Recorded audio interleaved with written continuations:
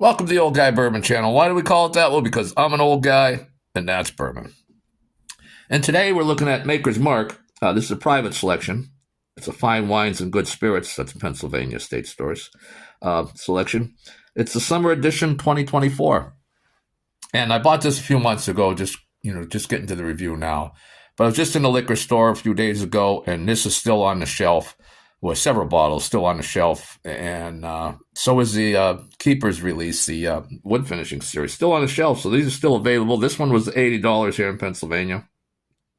It's 110.3 proof, and as you may know, that these private selections, you get to pick the 10 staves, and they have so it's basically Maker's Mark Cask Edition, Maker's Mark Cask Strength, and then after that's done and aged, they throw it in another barrel with 10 different kinds of staves, and that's where everything changes up, and it comes up to like 1,001 different variations. So this particular one has one baked American Pure, one seared French Cuvée, one Maker's Mark 46, and 7 toasted French Spice.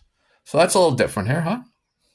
Now let's see if we get to the glass here, and we get a nice deep amber, I would say there.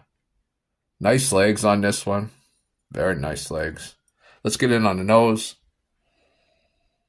Very nice nose.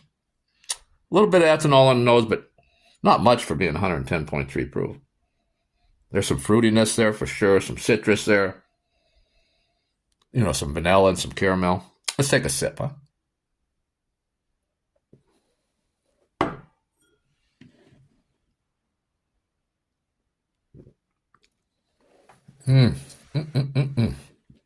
Very thick, creamy mouthfeel. No doubt about that. A little bit of ethanol there. It is 110.3 proof. It's very fruity, but also very sweet. Like a honey sweetness is just coating the tongue like crazy. But then you also get a little Kentucky hug down into the chest.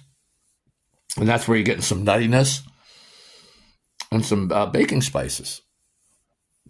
Now the finish is hanging around. That honey sweetness is still there. Starting to settle down a little bit. That honey sweetness is still there though.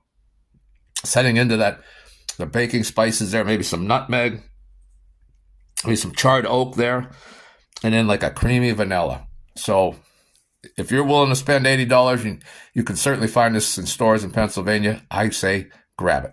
That's all I have for today. Thanks for hanging around, and we'll see you next time. Welcome to the Old Guy Bourbon.